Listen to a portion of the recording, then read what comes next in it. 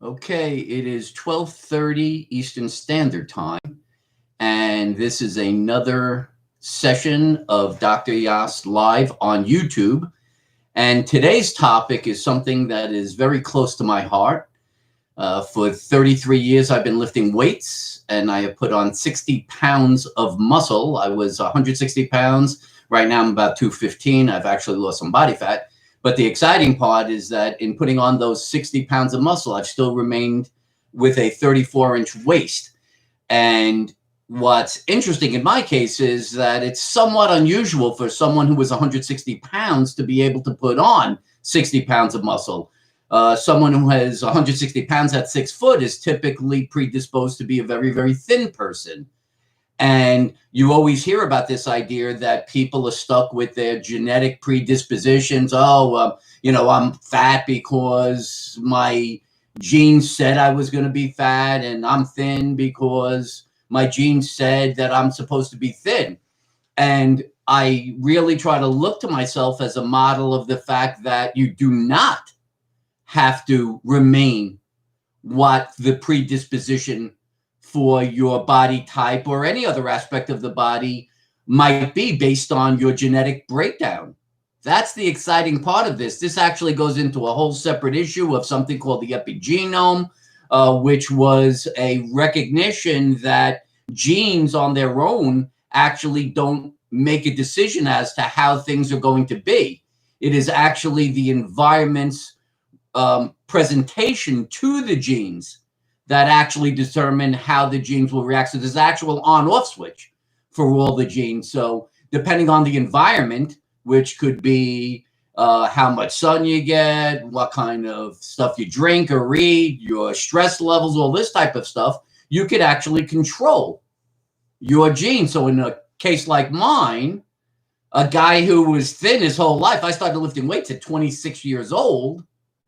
I was able to show that with the proper knowledge and commitment to overcoming my predisposition, I was able to change my body and actually went from, as I said, 160 to 220 pounds. So the reason I wanted to talk about the issue of what is the proper way to put on strength and muscle mass is because there's such levels of lack of understanding and false presentations that exist. And I think most of it is primarily just a lot of marketing stuff. Oh, there's special techniques and special pieces of equipment that women should use versus men. Oh, strength training for the elderly, strength training for children. There's always this nonsense about how somehow there's some difference in your morphology, which is supposed to represent the type of way you're supposed to work to get strength. It's just kind of nonsensical, to be very honest with you. If we look at the anatomy, let's say, of the bicep attaches from the upper arm, the shoulder, down to the elbow. And if I wanted to strengthen my bicep, I have to do what's known as elbow flexion. I'm basically bringing my hand towards my shoulder, and it's always with the palm up. Now, it doesn't matter if I'm a 59-year-old guy, a 15-year-old boy, a 30-year-old woman. The reality is that everybody's bicep is the same, and everybody's bicep works the same. So if you want to strengthen your bicep, I suggest that you perform a bicep curl, which is where you're sitting and your back is supported, your arm is hanging down with your palm facing forward, and you're simply bending the elbow, bringing the palm towards the shoulder through full range of motion. That is a bicep curl. So the first part of understanding how to make strength is understanding what muscle you're trying to strengthen and what is the proper mechanism to do so. And in mechanism, I'm describing what is the proper exercise technique. So if we look at the bicep, as I said, it is simply sitting with the back supported so that you're not having to stabilize your torso, which takes energy away from the bicep and forces it to the muscles that require to stabilize you.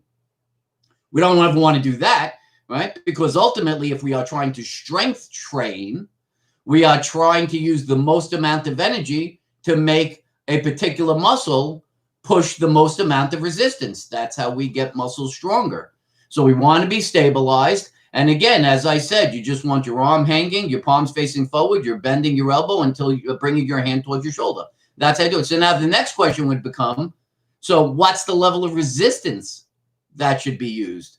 And here's where you get into this wacky discussion about low repetition, high weight versus high repetition, low weight. And you really have to understand kind of the morphology or the physiology of muscle to understand what's the answer, because there is an answer. It's not arbitrary and it's not opinion. There's crap that there's an opinion regarding these things, or my favorite line is it's different for everybody, is just nonsensical. It just doesn't make sense. If I wanted to make a muscle get stronger, if I was trying to get someone to have more muscle mass and be stronger, there's only one particular way that I'm going to do that. And it's the same way that I've used for 27 years. So when we're talking about a muscle, let's just understand what a muscle consists of. A muscle consists of two proteins, actin and myosin. Actin looks like a billion golf balls in a row. If you looked under an electron microscope, this is really what your muscle looks like.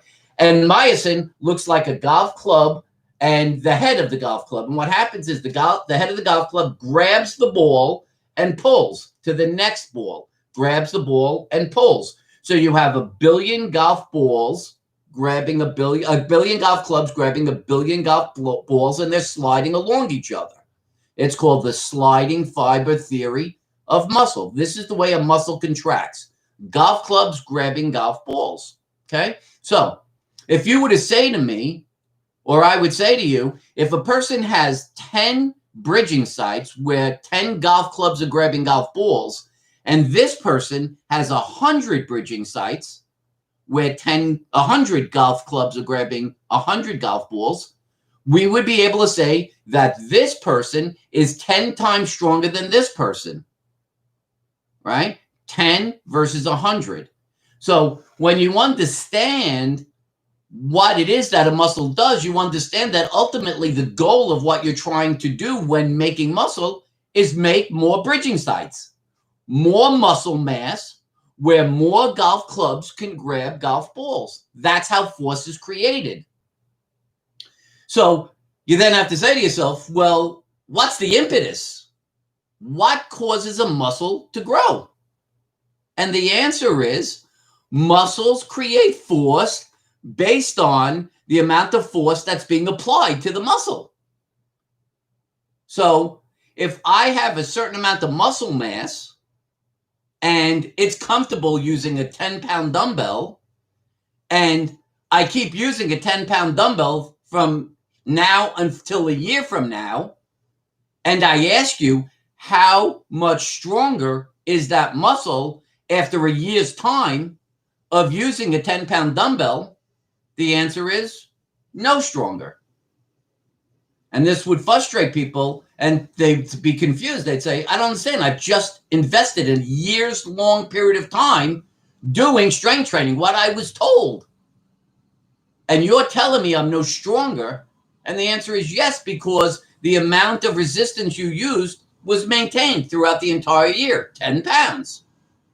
As a result of that, there was no impetus for the muscle to want to or have to create more muscle mass to adapt to a greater resistance. So basically, you're still using the same amount of muscle mass with the same amount of resistance. Does this make sense? Hopefully this makes sense to people that watch this. So in doing the exercise, in this case, let's say a bicep curl, the answer is that just doing a bicep curl doesn't make strength. It's not the exercise. The exercise is the mechanism that allows the individual to cause the muscle to adapt to greater and greater resistances by using greater and greater resistances.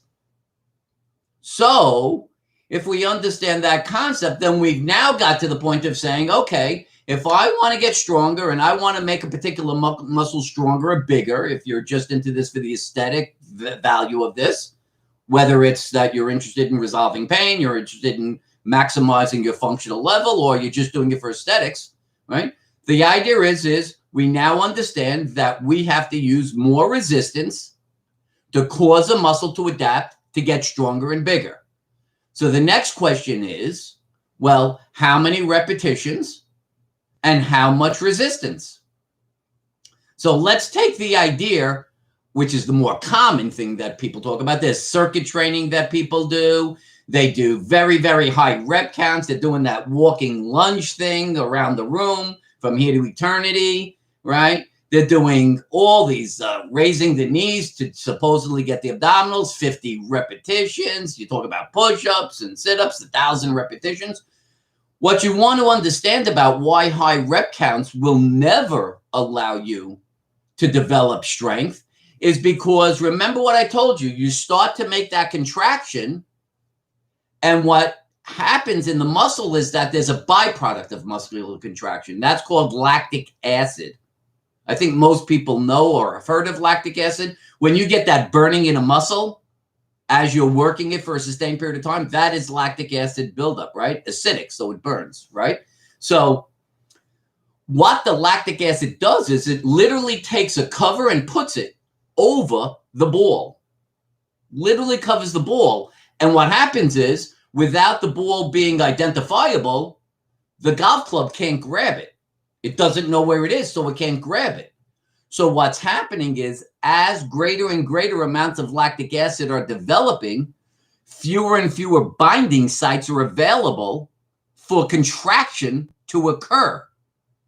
So as you're going farther and farther, 15 reps, 20 reps or higher, what you have to recognize is, you know how it feels like it's getting harder and harder and you're feeling more and more burning?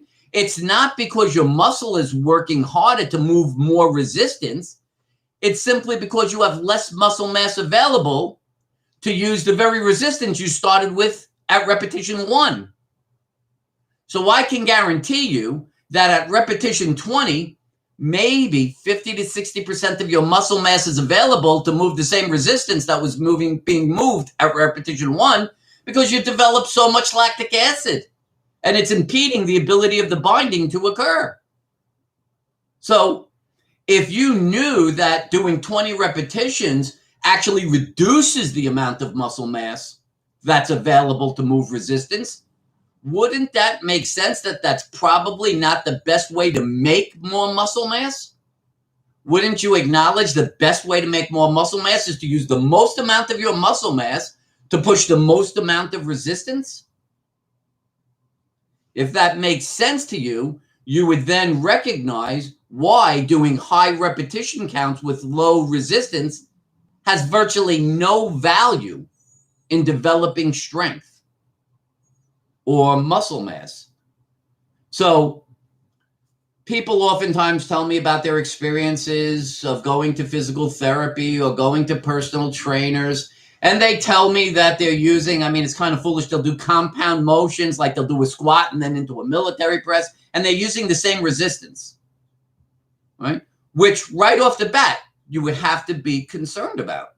Because if you're doing a squat, the primary muscle for that is your quad, and then you're doing a military press, the primary muscle is your deltoid. I think most people would recognize that the quad is much, much bigger than the deltoid. And in that respect, why would you use the same resistance for the quad as you would for the deltoid? Clearly, the resistance can't be adequate enough for the quad to create excess force to grow more muscle and get stronger if you're using the same resistance for the military press for the shoulder. So you can clearly see in the respect of doing compound types of movements, multiple movements with the same resistance, that certainly doesn't make sense. And if you go to places like Orange Theory or CrossFit, what is it that they're looking for you to achieve, right? They're looking for you to burn out, to cramp out. They're looking for you to feel the burn, right? People think that feeling the burn represents getting stronger. That's the big mistake. That's where the confusion lies. That burn that you're getting when you're doing multiple repetitions or doing lots of different exercises without any adequate amount of rest between the exercises, that burning you get is actually the indication you're having less and less muscle mass available to you because you're developing more and more lactic acid. That is not the equation for growing muscle mass. That's the equation for teaching your body how to function in a lactic acid environment. So if you said to me, you plan on paddling a canoe up and down the Mississippi, then I would say doing high repetition, low resistance types of exercises are fantastic for conditioning yourself for that. If you're going to be doing that paddling for 6 or 7 hours a day and not stopping, then that's the type of activity, that's the type of strength training you would want to do. But if you're telling me you have pain, or you're looking to increase the overall amount of muscle mass you have to improve your body's function, or you're looking for aesthetics, now you're looking to gain strength and muscle mass. High repetition, low resistance will never grow muscle mass or increase strength for the very reasons I just explained. The only way you're ever going to make muscle mass, I'll say it again, is to cause the exact amount of muscle mass, that overall amount of muscle mass you have, to work against a greater resistance than it's used to, which causes the body to recognize that and say, I'm afraid the body's going to tear, the muscle's going to tear, so I need to grow more muscle mass. And to do so, an inflammatory response develops in which proteins are drawn to the muscle, and the muscle actually grows muscle mass. Develops more and more of these binding sites, more and more actin and myosin.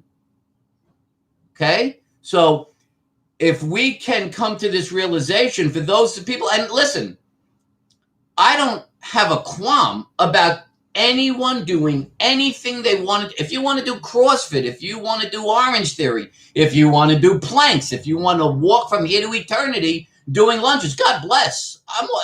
The fact you're doing anything for yourself is a fabulous thing versus those who don't see the value in exercise at all.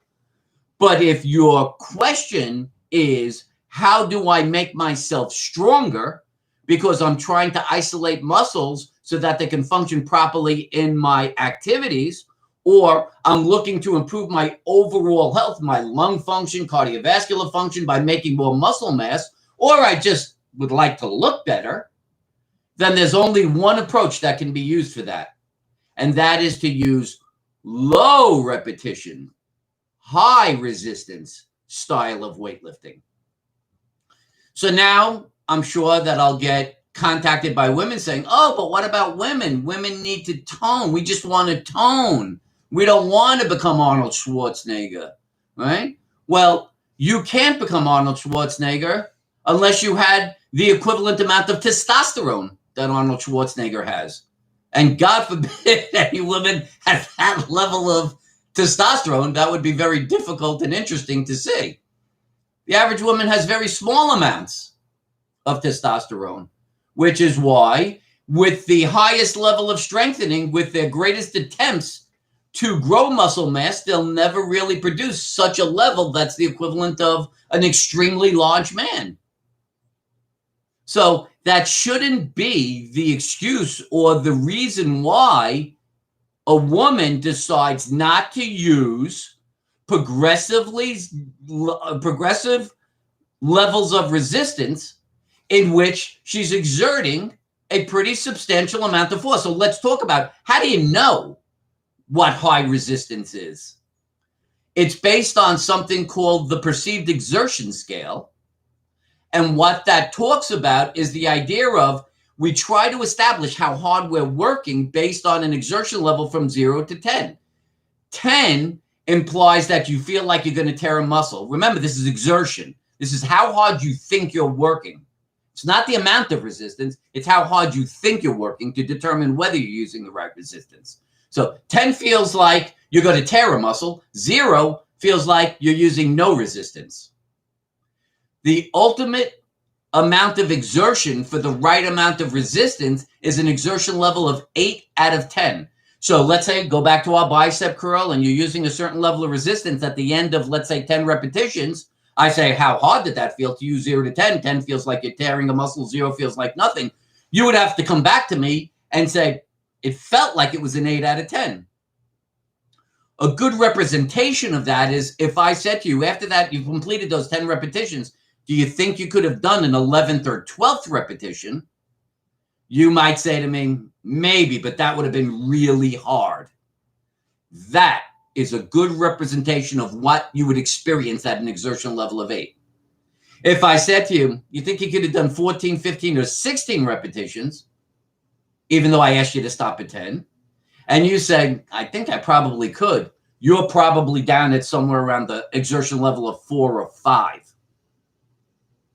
Okay? So remember, I'm telling you, I want you working out using an exertion level of 8.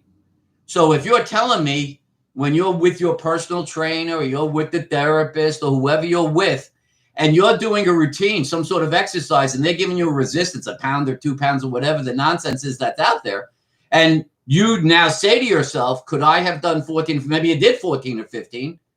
You now know that the value of that resistance was virtually nil. So you shouldn't be shocked 6 months later or a year later when you're still having your symptoms. See, the confusion lies in the sense that people think that if I do the exercise, that means I'm going to be better. I assume my pain will be gone because I'm doing the right thing. But if you have a muscular problem, a muscular cause, and your intent is to resolve the cause through strength training, unless you're causing the specific muscles to adapt to greater and greater resistances to where they can now develop muscle mass and force output, which is greater than the force requirement of your activities, how are they ever not going to strain and elicit pain?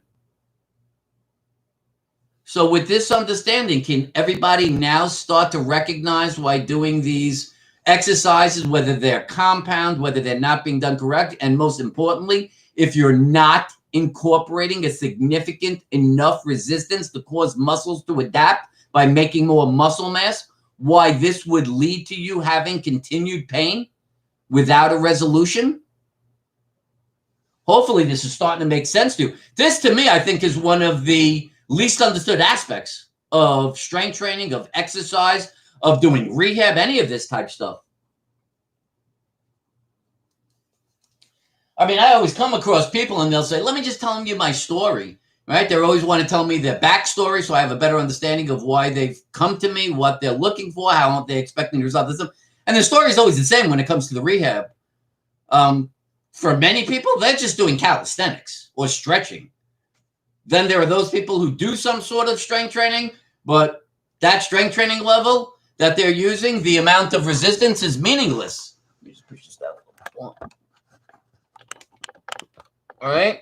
So this is the understanding that you're going to need to take. And what is the purpose of like these YouTube videos, all this stuff I'm doing? It's education. It's education. People out there, there's 130 million Americans, roughly 1 billion people worldwide suffering from chronic pain, and everyone's looking for the magic answer. Why? Well, the primary first answer is that you're being misdiagnosed because you're using the MRI or X-rays to find diagnostic findings, which are always structural in nature. And it turns out that that's baseless. Those have been there for years, if not decades prior. Everybody who doesn't have pain has the same types of structural findings. They're not even, your symptoms aren't even where they would be if those were the actually eliciting symptoms. I mean, it's just very clear. It is 100% baseless. The use of diagnostic tests needs to be abolished. Okay. Turns out in 98% of the cases, it's muscular. Okay. So that's great. You come to that realization. That's a good thing. But now how do you resolve the muscular deficit? Well, you're going to have to know how to identify which muscles are involved. You're going to have to know how to do the isolated strength training exercises to isolate those muscles so that they can be strengthened.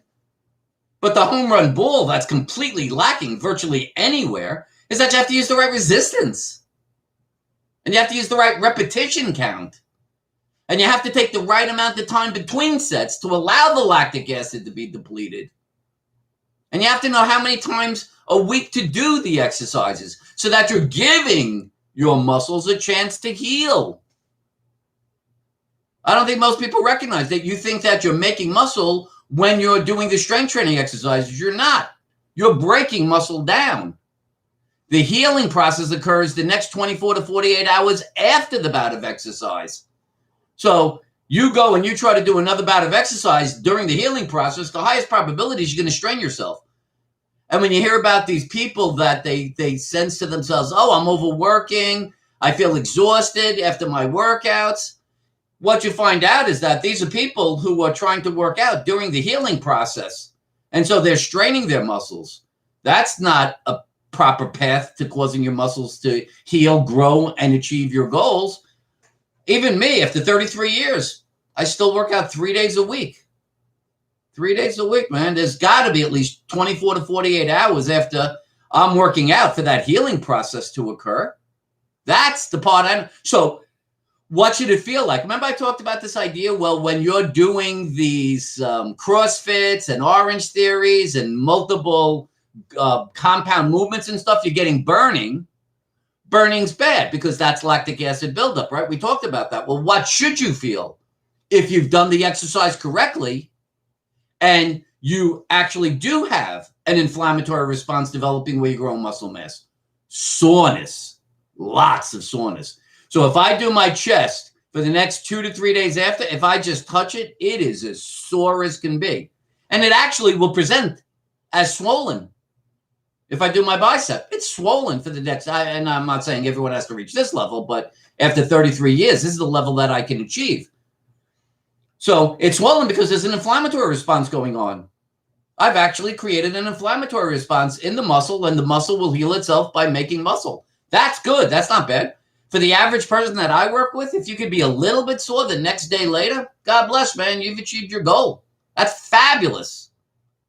If you don't have any sensation after, you want to really maybe try to think about that exertion level and how accurate you are. Maybe you're not quite as accurate as you need to be. Maybe you're really at an exertion level of 6 when you really need to be in an exertion level of 8.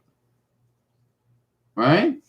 So hopefully this is all kind of making sense as to the actual mechanism. I'm very strong on application. I mean, I could talk from here to eternity about theory as to how muscles work, how you grow them and stuff like that. But it doesn't really mean much if the person can take the information and apply it. That's really what this is all about. That's what I like to talk about. How do people use the Yass method to achieve their goals of living pain-free and being fully functional? By the way, we always want to talk about this idea of pain is not the ultimate determinant as to whether whatever you're doing is working. The ultimate determinant is, have you returned to the level of function that you were at prior to the symptoms beginning? Just remember that. I could lay you on a couch, tie you down, and I can pretty much guarantee you will never have a symptom.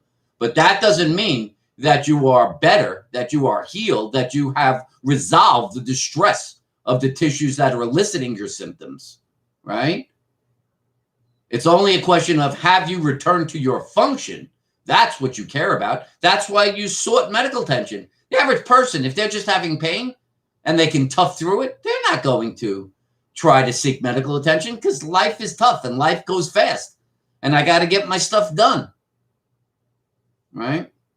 So it's only at that point where I just can't do it anymore. I can't go to work. I can't play with my kid. I can't cook. I can't do the recreational thing I want. That's when you seek medical care. So ultimately, the true indicator of whether you're better and if whatever it is you're doing is working is, are you seeing that you have returned to full function? That is at the core of the Yass method. I will only acknowledge that you have achieved your goals and that the Yass method has been successful if you return to full function asymptomatically, right? That should make sense to everybody. So I really wanted this video, this session, to be about understanding, once you've made the commitment to using strength training to resolve your symptoms, understanding exactly what that means to you.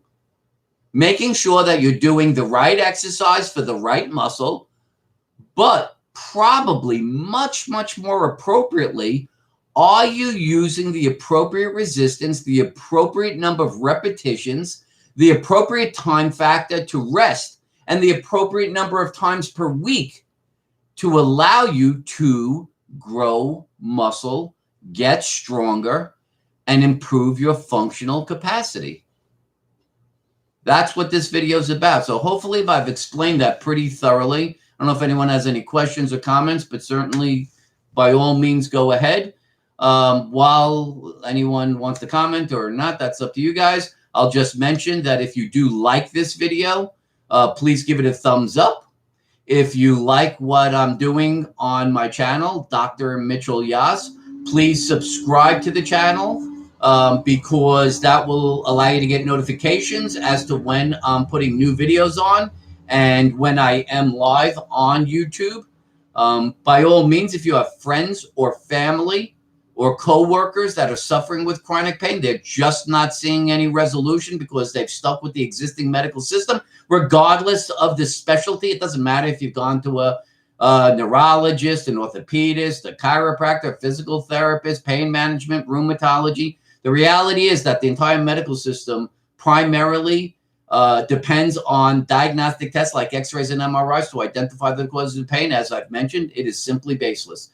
The only true way to interpret the cause of your pain is to interpret the body's presentation of symptoms, which are being elicited by the very tissue in distress that is creating those symptoms. You want to know what tissue that is? Interpret the symptoms. That's what's at the core of the Yass diagnostic model. Remember, this is a diagnostic model. It is not just a treatment model. Everything out there else is just treatment models. And the premise is, well, you tried. If it doesn't work, okay, what can I tell you?